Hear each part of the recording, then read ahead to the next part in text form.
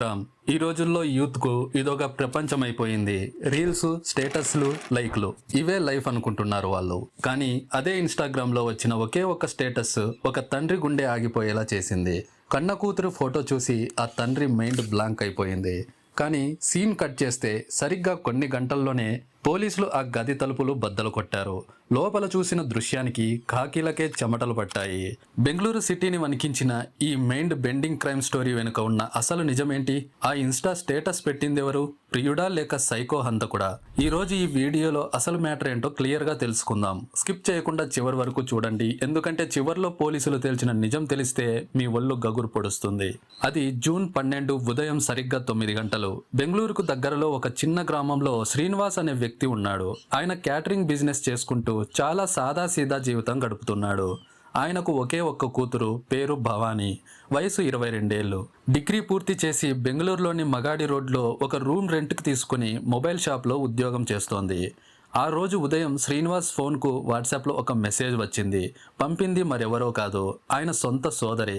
సాధారణంగా శ్రీనివాస్కు ఇన్స్టాగ్రామ్ చూసే అలవాటు లేనే లేదు.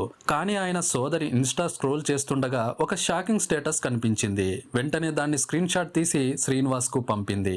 ఆ ఫోటో ఓపెన్ చేయగానే శ్రీనివాస్ చేతిలో ఫోన్ కింద పడిపోయినంత పనైంది. ఎందుకంటే అందులో భవానీ ఒక కుర్రాడితో పెళ్లి దుస్తుల్లో ఉంది. పైగా ఆ ఫోటో పైన క్యాప్షన్ ఏముందో తెలుసా? Happy first marriage anniversary. అంటే తన కూతురికి పెళ్ళైపోయి అప్పుడే ఏడాది పూర్తయిపోయిందా? ఆ ఫోటో చూడగానే తండ్రి శ్రీనివాస్ గుండెల్లో రైలు పరిగెత్తాయి. ఎందుకంటే అప్పటికే భవానికి ఊర్లో పెళ్లి సంబంధాలు చూస్తున్నారు. నవంబర్లో గ్రాండ్గా పెళ్లి చేయాలని తండ్రి ఎన్నో ఆశలతో ఏర్పాటు చేసుకుంటున్నాడు. అలాంటిది ఈ ఫోటో ఏంటి? అసలు ఏం జరుగుతోంది? కోపంతో, ఆందోళనతో శ్రీనివాస్ వెంటనే కూతురు భవానికి ఫోన్ చేశాడు. గట్టిగా నిలదీయాలని అనుకున్నాడు, కానీ ఫోన్ స్విచ్ ఆఫ్ అని వచ్చింది. ఎన్నిసార్లు చేసినా అదే రిప్లై. తండ్రిలో టెన్షన్ పీక్స్ కు వెళ్ళిపోయింది. వెంటనే భవానీ ఉంటున్న ఇంటి ఓనర్ కు కాల్ చేశాడు. సార్, మా అమ్మాయి ఫోన్ కలవడం లేదు, కాస్త పైకి వెళ్లి చూసి ఫోన్ ఇస్తారా? నాకు చాలా కంగారుగా ఉంది అని బ్రతిమలాడాడు. ఆ తండ్రి ఆవేదన చూసి ఓనర్ బిల్డింగ్ పైన ఉన్న పెంట్ హౌస్ వైపు వెళ్ళాడు. రూమ్ దగ్గరకు వెళ్లి తలుపు తట్టాడు. లోపల గడియ పెట్టి ఉంది, కానీ కిటికీ దగ్గరకు వెళ్ళగానే ఓనర్కు ఏదో తేడా కొట్టింది. లోపలి గది అంతా చీకటిగా ఉంది. వెంటనే ఓనర్ శ్రీనివాస్కు ఫోన్ చేసి, శ్రీనివాస్ గారు, నాకేదో తేడాగా అనిపిస్తోంది, మీరు వెంటనే పోలీసులకు ఫోన్ చేయండి అన్నాడు. శ్రీనివాస్ కంగారు పడుతూనే వెంటనే దగ్గరలోని బైదర్హల్లి పోలీసులకు సమాచారం ఇచ్చాడు.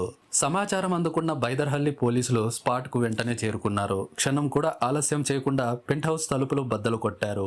కానీ లోపలికి వెళ్లిన పోలీసులకు మైండ్ బ్లాంక్ అయ్యే సీన్ కనిపించింది. గదిలో భవానీ అప్పటికే శవమై పడి ఉంది. అంటే ఆమె చనిపోయి చాలా గంటలైపోయిందన్నమాట. అయితే ట్విస్ట్ ఏంటంటే ఆమె పక్కనే ఒక యువకుడు పడి ఉన్నాడు. అతని నోటి నుండి నురగలు వస్తున్నాయి. అతనైతే ఇంకా బ్రతికే ఉన్నాడు. పోలీసులు వెంటనే ఇద్దరిని హాస్పిటల్కు తరలించారు.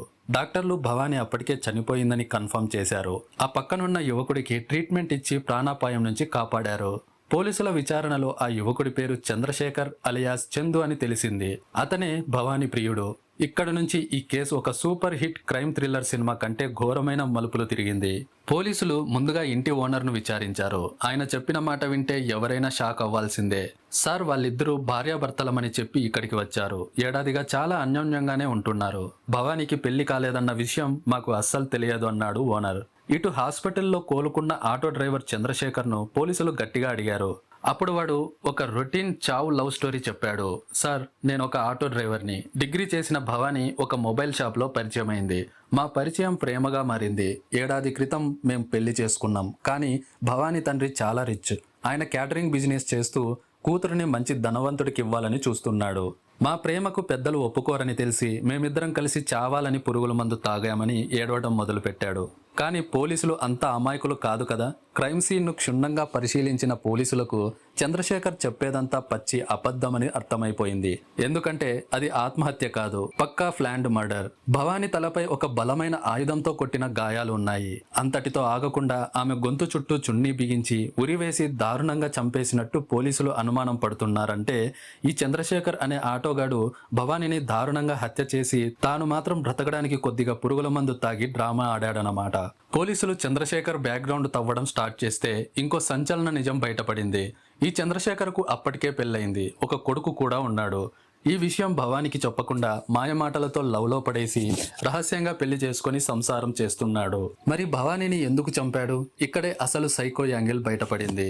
భవానీ తండ్రి శ్రీనివాస్ ఆమెకు పెళ్లి సంబంధాలు చూస్తున్న విషయం చంద్రశేఖర్కు తెలిసింది. భవానీ కూడా ఇంట్లో వాళ్ళు చూసిన అబ్బాయిల ఫోటోలు చూడటం, సరే మీ ఇష్టం వచ్చినట్టే పెళ్లి చేసుకుంటా అని తండ్రికి ప్రామిస్ చేయడం చంద్రశేఖర్ గమనించాడు. దాంతో వాడికి అసూయ, సైకోతనం పెరిగిపోయాయి. భవానీ తనకు దక్కదేమోననే భయంతో జూన్ 11 రాత్రి ఆమెను దారుణంగా కొట్టి గొంతు పిసికి చంపేశాడు. చంపేసిన తర్వాత వాడు ఆడిన మైండ్ గేమ్ వింటే షాక్ అవుతారు. భవానీ చనిపోయాక వాడే స్వయంగా ఆమె ఫోన్ తీసుకొని వాళ్ళ పెళ్లి ఫోటోను ఇన్స్టాగ్రామ్ స్టేటస్లో పెట్టాడు.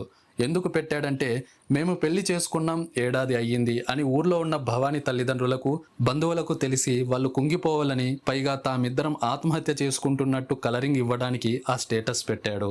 ఆ తర్వాత ఇంటి ఓనర్ వచ్చి తలుపు తట్టేసరికి జస్ట్ కేస్ నుంచి తప్పించుకోవడానికి లైట్గా పురుగుల మందు తాగి పడిపోయాడు. ఒకవేళ భవానీకి చంద్రశేఖర్కు పెళ్లైన విషయం ముందే తెలుసుంటే, వాడు మోసగాడని తెలుసుంటే ఆమె ఎప్పటికీ ఆ స్టేటస్ పెట్టేది కాదు.